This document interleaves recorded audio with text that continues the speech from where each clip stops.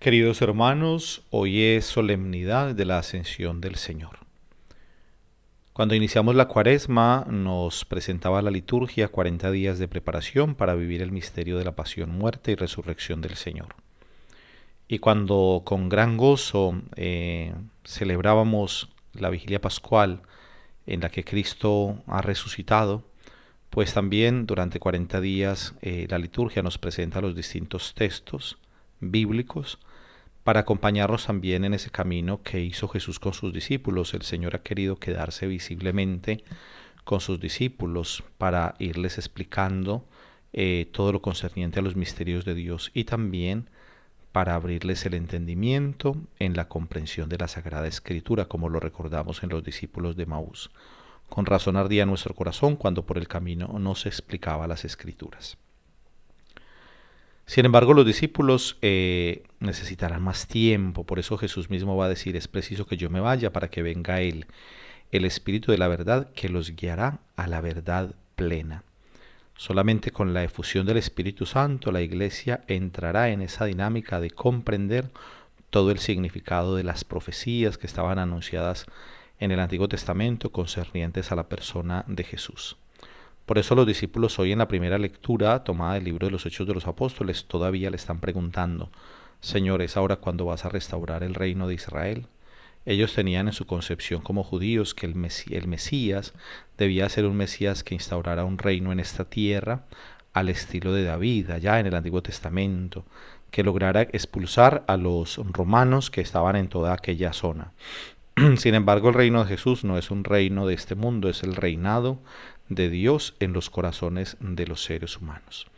Por eso, hoy, queridos hermanos, es preciso que nosotros también entendamos qué significa este misterio de la ascensión del Señor. Jesús sube al cielo y podríamos pensar, bueno, Jesús nos deja, Jesús se va al Padre y nos quedamos aquí solos, pero no, no es así. De hecho, hoy en el Evangelio de Lucas vemos una cosa muy especial y es que cuando Jesús subió al cielo, los discípulos se postraron en adoración, es decir, que reconocen la divinidad del Señor, y se regresaron a Jerusalén llenos de alegría y estaban siempre en el templo alabando y bendiciendo a Dios. Quiere decir esto que la ascensión del Señor para nosotros no es motivo de tristeza, sino motivo de alegría, porque el Señor se va y no se va, es decir, el Señor se va, sube al cielo, pero el Señor permanece con nosotros como nos ha prometido en la palabra cuando dice yo estaré con vosotros todos los días hasta la consumación de los siglos. ¿Y dónde es que Jesús se ha quedado de manera particular, especial? En la Eucaristía. Allí el Señor está presente, acompañándonos, alimentándonos con ese pan vivo bajado del cielo en nuestro peregrinar hacia la patria definitiva.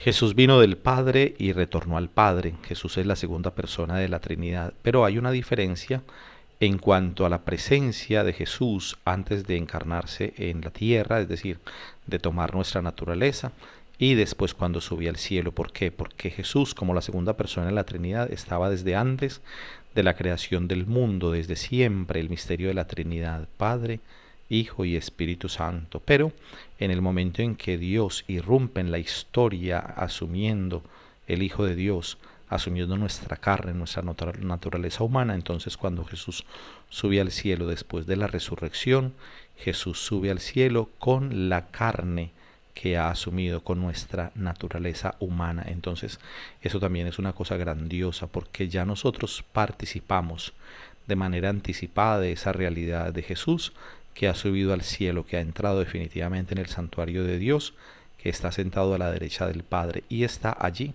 con su cuerpo, con su carne, con ese cuerpo glorificado. Y nosotros decimos en el credo de los domingos, cuando participamos de la Santa Misa, decimos que creemos que Jesús murió, fue sepultado, resucitó, subió a los cielos, está sentado a la derecha del Padre y de nuevo vendrá para juzgar a vivos y muertos, es decir, creemos en la segunda venida del Señor.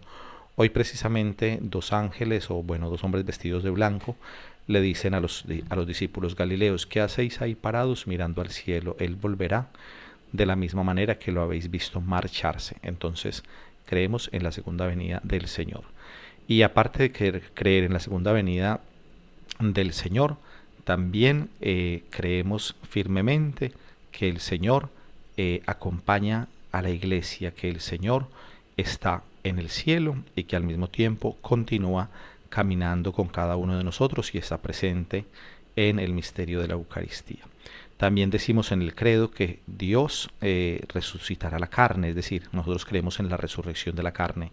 Jesús es el primogénito de entre los muertos, el primero que ha resucitado, y nuestra carne ha sido redimida, y nosotros también un día vamos a resucitar. Por eso pidamos al Señor que vivamos siempre en su gracia, en gracia de Dios, que vivamos siempre tratando de hacer la voluntad de Dios para un día poder estar también en la presencia del Señor en el cielo, alabándolo y bendiciéndolo para siempre. Esta semana, hermanos, es una semana de preparación para la venida del Espíritu Santo.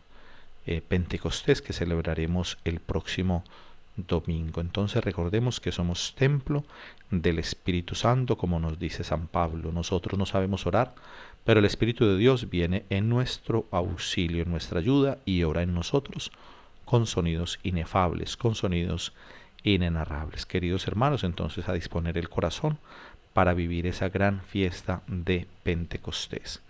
Para todos, una feliz semana.